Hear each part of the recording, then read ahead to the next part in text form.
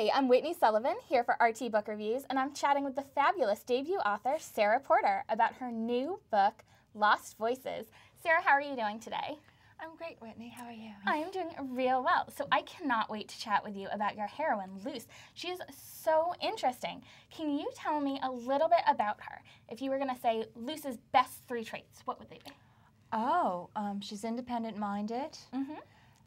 She has a distinct integrity and a willingness to be true to herself and to her own values and ideals, even under pressure. Although she sometimes, doesn't quite live up to the ideals that she should. She's always working towards that as a goal, and she's very determined. She creates herself. She tries new things. She experiments. She's willing to expand creatively and look in new directions. So Luce is a little bit younger than most YA heroines. She's 14. Can you tell me what Luce came to you as, kind of the first glimmer of her character, what inspired you to create Luce? I always thought of her as this shy, soulful, sweet girl who is so repressed, by her surroundings, by the people she's with, that she can barely speak. She's almost lost, and her entire life is an inner life in the beginning. It's almost impossible for her to say what she actually means, what she actually feels to other people. And I think that a lot of people will really resonate with that. Now, at the very beginning of the story, Luce starts out with, I'd say, a pretty tragic beginning. And she has, I wouldn't want to say a blended family, but she has an interesting family situation. Can you talk a little bit about her home life? Oh, yes. Okay, Luce's situation is that she has grown up on the road with her father, who is, a sort of small-time crook and drifter, and her mother has died when she's 4 years old. She's actually seen her mother's death at the age of 4 because they can't get her to the hospital.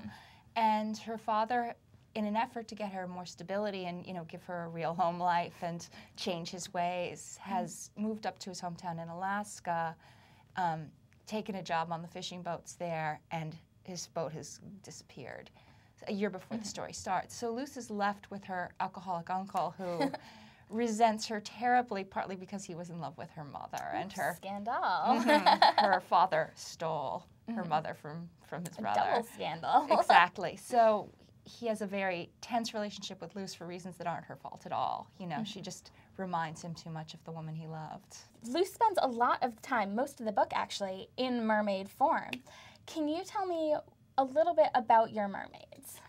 Well, my mermaids are all girls who have lost their humanity through trauma. They've undergone some suffering that's so great that they no longer want to be human. They let go of their humanity at a crucial moment of complete despair. So they all have terrible pasts, and they're all pretty emotionally damaged girls. And it's in that process where they let go of their humanity that they transform. They liquefy, actually, and when they reach the sea, they become mermaids when they reach salt water. So Luce is actually a little less damaged than the other mermaids because she has had that experience of being a love child until she was 12 or so years old with her father. But some of the mermaids have never had that, and they're really pretty broken. I'd say your mermaids have a particular power that I don't think most of us think of when we think mermaids. I think, shiny tails, but not what your gals can do. Will you let our readers know a little bit about how that power came to be and what that power is? Well, we'll learn more about this in Volume 2, Waking Storms. We'll learn more about the history of the mermaids and how they came to be what they are. But the mermaids, because they've all been, horribly abused or in some way terribly hurt by humans, have it in for humans. They're out to get them. And they really believe that humans are just evil and the world would be better off without them.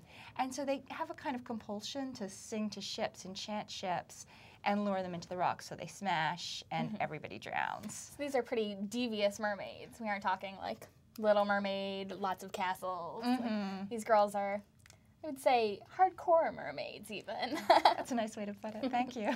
So your mermaids these are not girls who I would think of as nice together. These are not happy sing-song mermaids. No, not at all. These are some serious girls.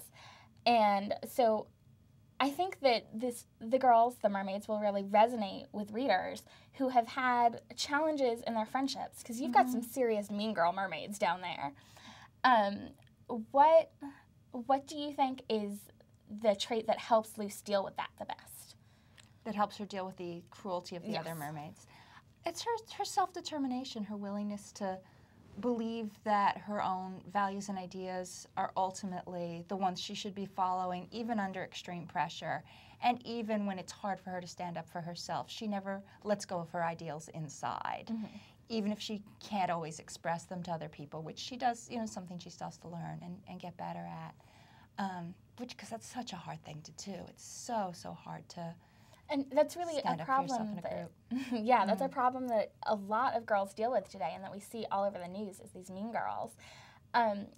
When you were creating the group dynamic, can you talk a little bit about the queen bee, mean girl, your well, I wouldn't call her a heroine per se, but your character Kat? Katerina. Katerina is the queen of the tribe that Luce joins, and she's, I don't know how much I should go into this, but she was sold into prostitution as a teenager Oh my goodness. by her parents. So this is how she's transformed. And I actually really like Katerina. I know some readers, think she's this terrible person and she's so mean, but I really love her and I feel a lot of compassion for her. But she's, she's committed to the mermaid code.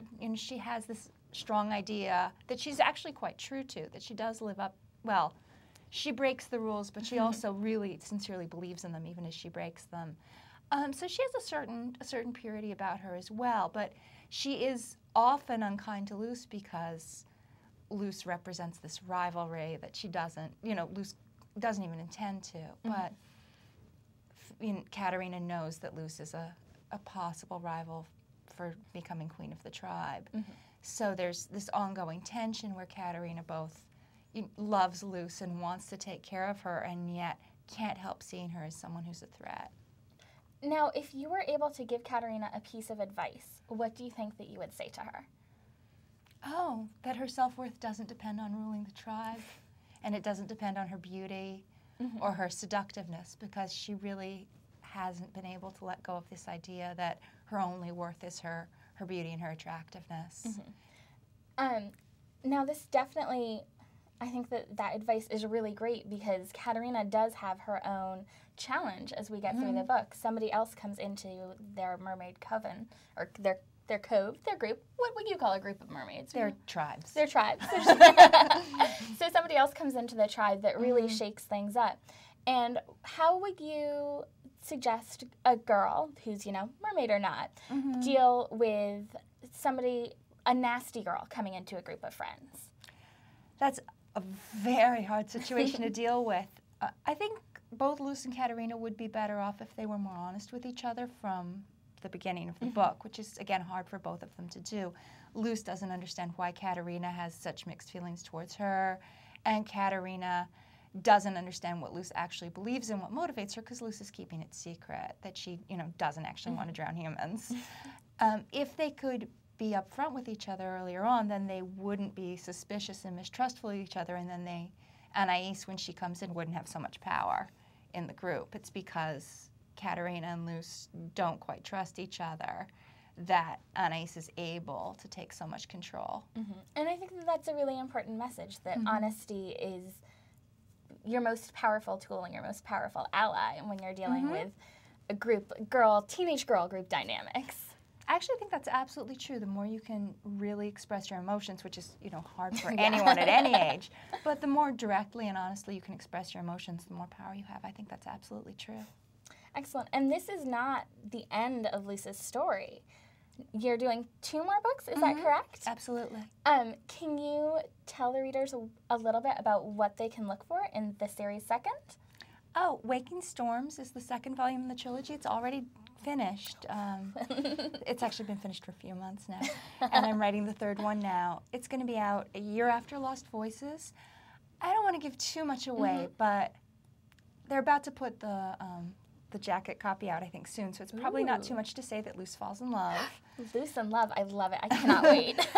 And she also finds a real best friend, which isn't something she really has in the first volume. She finds a true best friend who she can be herself with and speak openly to and really open up her heart to. Oh, that's phenomenal. Which is great, but a lot of things go horribly wrong, too. It is the second now. There's another book coming out that you said that you were working on, And you think that maybe we'll be able to see that in July of 2013? I think that will be the release date, yes. Oh, that's so exciting. So Lost Voices is your debut. Can you chat with me a little bit about what the process was like? Of writing it? Mm-hmm. Well, I was unemployed when I started it, and I had been stuck on another book that I was working on, and it just kind of picked me up and carried me. I wrote the draft in 4 months. And there were some revisions, but once Harcourt accepted it, they asked for very few changes, so it's almost exactly as I wrote it in those first months. And it was, it was very exciting. I mean, I actually got the book deal with Harcourt exactly a year after I started writing it, which is unusually quick in this industry. That doesn't often happen that way, so I was very lucky in that. So I have to ask, how many manuscripts do you have sitting under your bed? At least 3.5. Well, that's great. So that means that even at the end of this, maybe you'll go back and look over those manuscripts and see, at the end of the trilogy. Oh, absolutely. You'll look over the manuscripts and see what you want to move forward with. That's so exciting. Thank you so much for joining us today, Sarah. Thank you, Whitney.